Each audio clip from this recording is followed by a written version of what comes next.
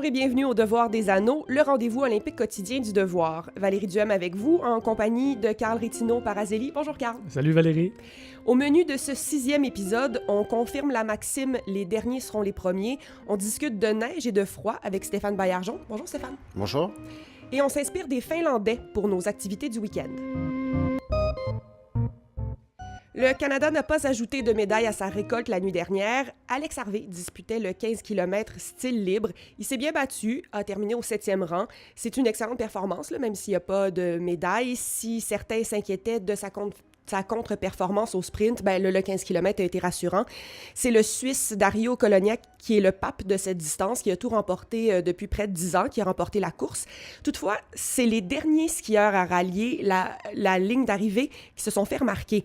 On attendait bien sûr le représentant des îles Tonga, Pita Tofutaou, le huilé porteur de drapeau. Oui, il était habillé là, cette fois-ci. Il était habillé. Le torse. Oui, le torse des îles Tonga. Il avait indiqué que son seul souhait, lui, pour la course, c'était de ne pas foncer dans un arbre. C'est chose faite. Il est arrivé avant-avant-dernier. Le tout dernier compétiteur, c'est un Mexicain, Germán Madrazo. Il a été accueilli en héros par le public, par les autres skieurs, disons ceux de fin de peloton. On parle d'un Marocain, d'un Colombien, d'un Portugais et de ce porteur huilé de drapeau. Les 3 médaillés aussi, quand ils ont vu arriver, ils sont venus les féliciter. C'est un moment à regarder, c'est assez particulier. Ils sont très heureux. Le Mexicain va chercher un drapeau dans la foule, tout ça. C'est un beau moment olympique. C'est un peu comme si un Canadien faisait une épreuve de surf. Là. On est pas mal aussi peu équipé en belles vagues que le son en neige. Là. Exactement. L'objectif, c'est juste de pas se faire c'est manger. De participer. Exactement. De pas se faire avaler par la mer, ouais. En patinage de vitesse longue piste, la Canadienne Ivani Blondin a pris le 5e rang du 5000 mètres. Ce qui est vraiment intéressant du côté de la patinoire, c'est que jusqu'à maintenant, toutes les épreuves 7 ont été disputées, ont été remportées par des Néerlandais, sauf une, par le Canadien Tende-Jan Bloeman, qui est néerlandais aussi. Néerlando-canadien, faut dire. Néerlando-canadien, oui, c'est vrai. C'est un terme qu'on utilisait très peu jusqu'au jeu de d'origine néerlandaise et de passeport canadien. Exactement, oui. Sinon, c'est un peu surprenant, mais l'équipe féminine de curling a toujours pas inscrit de victoire après 3 matchs au tournoi olympique. Ce matin, elle a été vaincue en prolongation par le Danemark. Pas de panique, toutefois, il reste encore 6 matchs. On va peut-être se faire battre par Tonga. Peut-être, mais je pense pas qu'il compétitionne. Il fait pas tout quand même. Ouais, mais il y a peut-être le temps de s'inscrire encore. Oui, c'est ça. Qui sait? D'apprendre les règles. Oui. On vous en parle depuis le début des Jeux. La météo a fait des siennes en Corée. Ça a retardé, entre autres, des épreuves de ski alpin. À Sochi, il faisait trop chaud. Ça a compliqué les activités. Stéphane Baillargeon, ça risque pas de s'améliorer dans les années à venir. Non. Et en Corée, il fait trop froid, mais il n'y a pas de neige. Alors, on se retrouve avec des paradoxes intéressants. Donc, des Jeux d'hiver qui ne se déroulent pas dans des conditions hivernales optimales. Nordiques. C'est ça, nordique. Donc, ça, vous l'avez dit, à Sochi, c'était déjà problématique. Ça a été à Vancouver aussi. Oui. On fête les 20 ans aussi d'une chute célèbre là, de Hermann, j'oublie son nom. Hermann Mahler. Mahler, plutôt. Mahler, c'est ça. Alors que la piste était trop glacée. Donc, les conditions ne sont pas toujours idéales pour pratiquer, surtout les classiques là, en montagne, les grandes descentes de ski et puis le ski de fond. Quand c'est à l'intérieur, ça pose pas de problème. Ça pourrait être n'importe où. Ça pourrait même être en Arabie Saoudite, là, pas de problème. Mais à l'extérieur, effectivement, vaut mieux avoir du froid et de la neige. Il n'y en a pas partout. Et il y en aura probablement de moins en moins de villes qui pourront organiser les Jeux à cause des changements climatiques. Bon, les changements ne veulent pas dire que ça se réchauffe partout. C'est que les conditions se transforment. Et parfois, sont de plus en plus extrêmes. Elles sont de plus en plus extrêmes. Donc, à Pyeongchang, on voit il fait très froid, mais il n'y a pas de neige. Alors, on en a produit énormément artificiellement. C'est polluant, ça. C'est très polluant. Et puis, à Pékin, au prochain jeu, on va probablement faire pareil parce que c'est pas une ville d'hiver. C'est une ville très polluée, par contre. Et donc, on va être obligé de produire de la neige artificielle à peu près à 200 km de là pour certaines épreuves. Et puis, une enquête réalisée par des universitaires de Waterloo, là, en Ontario, a montré que selon les projections rationnelles des gens du climat, d'ici 2050, 13 des 21 villes qui ont déjà présenté les Jeux d'hiver pourraient plus vraiment les présenter, en tout cas pas dans les mêmes conditions. Ah, ouais. Puis 3 seraient incapables de les présenter, dont Vancouver et Sochi, qui vont devenir des villes presque tropicales, là, disons-le comme ça. Donc, il fera même trop froid pour conserver la neige artificielle. Mais qu'est-ce qui va arriver, tu penses? on pourrait souhaiter que les villes qui ont encore des conditions hivernales comme Québec posent des candidatures. Non, mais relance pas, M. Labombe. Non, mais là, on voit bien que les pays nordiques, entre autres, très nordiques, là, scandinaves, sont plus intéressés parce que ces jeux-là, l'organisation des jeux coûte trop cher. Donc, on risque de se retrouver avec des candidatures pas toujours très recommandables, là, comme la Russie.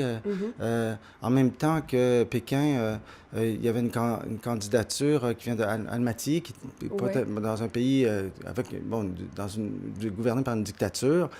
Donc, il pourrait y avoir plus de candidatures de ce genre, ce qui n'est pas très agréable. Finalement, même Almaty s'est retiré parce que la population n'était pas vraiment intéressante. Les Jeux sont allés à Pékin un peu par dépit. Là. Puis Almaty, je crois que c'était aussi un coup publicitaire pour essayer de mettre un peu Almaty sur la carte, là, qui ici pourrait vraiment le placer, même à 1000 km près. Ouais. Donc, c'est vrai que ça pose d'énormes problèmes. Tout est paradoxal, là, je le disais. Donc, on se retrouve aussi avec des pays sans neige qui compétitionnent quand même, comme là, vous avez mentionné là, les 3 ou 4 finalistes là, de la course de ski de fond. Ça aussi, c'est assez étrange, là, mais pourquoi pas quand même? Là, ça, dans plusieurs de ces cas-là, c'est des gens qui ont étudié à l'extérieur, qui ont commencé à faire du ski en France, tout ça, mais quand même, hein, on fête les 30 ans des Jeux de Calgary. Oui. Avec cette fameuse équipe de Jamaïcaine de bobsleigh. Hein? Oui. Donc, il y a de plus... On voit de plus en plus de pays où l'hiver n'est pas dans la tradition. Là. C'est ça, puis ça donne de belles conditions cocasses, mais quand même, c'est ça, c'est assez troublant. Puis d'ailleurs, ce problème lié au changement climatique a aussi des conséquences sur les Jeux d'été, qui, eux aussi, exigent quand même des conditions, disons, assez normales, pas extrêmes pour... Pensez au marathon, là, au Mexique. Donc, Mexico a reçu les Jeux olympiques en 68. C'était déjà un peu limite parce qu'à cause de l'altitude, mais aussi de la pollution. C'est une cuvette qui conserve là, ces gaz. Eh bien, maintenant, je crois que ce serait impossible de les présenter dans une ville comme celle-là, qui est beaucoup trop polluée pour les courses à l'extérieur. Mais déjà, la Coupe du monde en soccer, qui va être présentée au Qatar, doit créer un système de refroidissement de l'air parce qu'il va faire beaucoup trop chaud pour les joueurs de soccer et pour le public aussi. Donc, doit inventer une façon de refroidir l'air dans les stades. Ah oui, on pourrait imaginer maintenant des Jeux olympiques extrêmes, là, des Jeux extrêmes en fait, avec, c'est ça, où on forcerait les marathoniens à courir à 50 degrés, puis les skieurs à dévaler les pentes sans neige. Ouais. C'est la prochaine limite. Ouais. Merci beaucoup Stéphane. Merci. La personnalité du jour aujourd'hui, c'est le petit Junior Niinisto, le fils du président finlandais, dont le prénom ne semble pas encore exister. Il souligne aujourd'hui ses 2 semaines. Le président finlandais, Sauli Niinisto, a vraiment eu un gros début d'année. Il a été réélu pour un 2e mandat le 28 janvier. Il a obtenu près de 63% des votes contre 12% pour son plus proche adversaire. 5 jours plus tard, il devenait père pour la 3e fois à 69 ans. Pourquoi le bambin est-il la personnalité du jour? Parce qu'une 50aine d'athlètes de la délégation olympique finlandaise, ce qui en compte une centaine, lui tricotent une couverture pendant les Jeux. Les athlètes participants ont la tâche de tricoter un petit carré de multiples couleurs. Les carrés seront ensuite assemblés pour en faire une superbe couverture olympique qui va lui être offerte. Donc, avant les compétitions, si vous êtes attentif, il est possible d'apercevoir un Finlandais tricoté en haut de la piste, comme ça, sur le banc, sur le côté de la patinoire. C'est d'ailleurs l'entraîneur de l'équipe de surf des neiges qui a vendu la mèche et a été aperçu juste avant les Jeux, avant une descente d'entraînement, qui tricotait avant la descente de son coureur. C'est pas nouveau pour les Finlandais de tricoter pendant les Jeux. À Sochi, en 2014, l'équipe a confectionné un foulard géant qui a été remis à l'équipe estivale pour les Jeux de Rio 2 ans plus tard. Selon les athlètes interrogés, c'est vraiment une bonne façon de calmer le stress, de s'isoler un peu. Hein. Quand on est en train de tricoter, les gens viennent moins avoir des conversations non désirées avec nous. Mais est-ce qu'on sait ce que les Finlandais ont avec le tricot? J'ai cherché un peu et en fait, ils ne semblent pas avoir d'amour particulier du tricot, mis à part que c'est un pays nordique. Ouais. Et donc, quand il fait froid, on s'habille et pourquoi pas un petit tricot. Mais il y a des grandes traditions de tricot en Allemagne, en Europe centrale, puis jusque en Scandinavie. Même les hommes tricotent. J'ai vu ça dans les universités, dans les amphithéâtres, des facultés. Les gars tricotent. Ouais. Tout le monde tricote.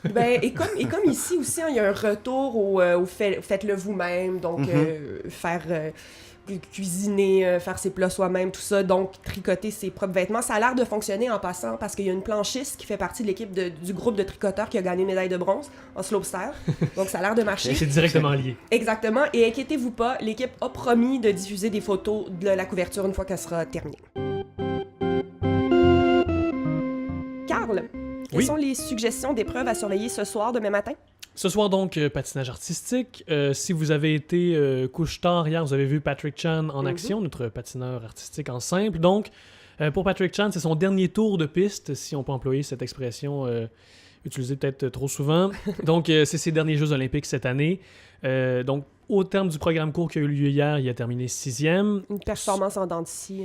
Ouais, c'est ça. Il y a le triple axel, là, sa figure qui lui cause des problèmes, sa bête noire, exact. Qui n'a pas été en mesure de réussir. 6e, ça le place quand même loin de la tête. Il peut quand même viser un podium ce soir, c'est pas exclu, mais quand même, pour revenir, il devra battre ceux qui occupent les 3 premières places, c'est-à-dire 2 Japonais assez solides et un Espagnol. Donc, il faudra que peut-être trébuche et que lui brille pour qu'un podium soit à sa portée. Patrick Chan, pour la petite histoire, je vous rappelle que c'est un des grands quand même de notre histoire du patinage artistique canadien. Il a été médaillé d'argent à Sochi en simple. Il est 3 fois champion du monde, de manière consécutive même il y a quelques années. Donc, pour assister à la fin d'un beau parcours, et peut-être même une médaille, là, excluons-le pas, c'est le programme libre ce soir à 20h. Il y a aussi du ski alpin, c'est donc l'épreuve du Super G féminin ce soir, 21h. Là, on voit que le ski alpin, ça prend du rythme. Là. Les épreuves se succèdent, c'est bien. Ben ça a pris du retard là, à cause des conditions météo, justement, mais là, c'est parti. Donc voilà, c'était condensé. L'horaire est plus condensé que c'était prévu au départ, mais quand même. Et là, ce qui est intéressant, c'est qu'on surveillait en principe 2 Américaines. D'abord, Mikaela Shiffrin, une jeune fille de 22 ans qui est assez dominante, et la reine du ski alpin, une Américaine aussi, Lindsey Vonn. Mais là, le problème, c'est qu'hier, lors du slalom, qui est en principe l'épreuve préférée et l'épreuve dans laquelle Shiffrin est la favorite et de loin, ben cette Shiffrin-là, la pauvre, elle a été malade. Il paraît qu'elle a vomi avant l'épreuve. Je ne vous donne pas trop de détails, là, mais... On a-tu plus? C'est les photos. Mais elle a terminé elle s'est essuyée avec la couverture irlandaise, je pense. Elle a terminé en 4e position, ce qui est quand même pas mal quand on vomit avant une course.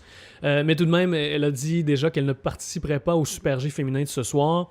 Et on ne sait pas trop ce qui arrivera des prochaines épreuves parce qu'il y en reste d'autres en principe. Il semble que ça soit un bon vieux virus, là, tout simplement. Ouais, c'est ça. Et c'est une Suédoise, donc il l'a emporté. Hein? C'est une surprise. 32 ans, là. Une très vieille de 32 ans. C'est ça, à cet âge-là, c'est fini presque. Donc voilà, grosso modo, Shiffrin n'était pas assuré de remporter la victoire, mais quand même, ça ouvre le tableau d'avantage pour la compétition de ce soir. Il y a aussi du hockey masculin pour ceux qui croient encore en notre équipe canadienne malgré l'absence des joueurs de la LNH. C'est le 2e match de l'équipe canadienne donc, qui a vaincu la Suisse et qui affrontera maintenant la République tchèque. Puis le tournoi donc est assez ouvert. Il y a eu, si vous avez suivi ça, 2 défaites importantes. Oui. Les États-Unis et la Russie qui ont perdu respectivement contre la Slovénie et la Slovaquie.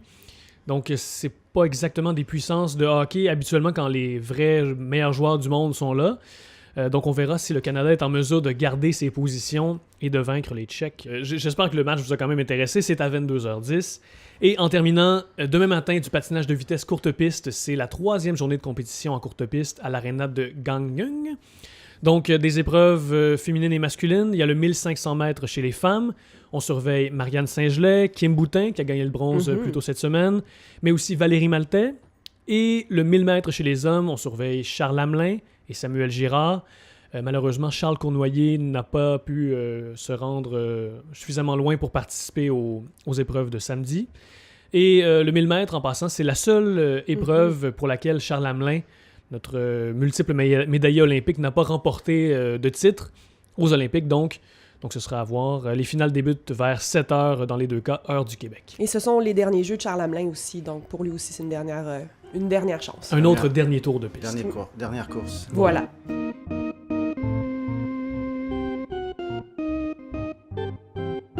C'est tout pour cet épisode du Devoir des Anneaux. On fait relâche demain, Carl. Interdiction de regarder les compétitions. Je vais essayer. Parfait. En attendant qu'on se retrouve dimanche midi, je vous conseille de jeter un œil à la vidéo préparée par le site Vox. Elle explique la façon dont le patinage artistique est jugé. On nous montre les feuilles de pointage, on nous explique un peu aussi les formules mathématiques qui sont utilisées. C'est super intéressant. On apprend entre autres qu'une figure vraiment difficile, pas réussie, ça vaut plus qu'une figure plus facile, réussie à la perfection. Beaucoup de gens critiquent ça.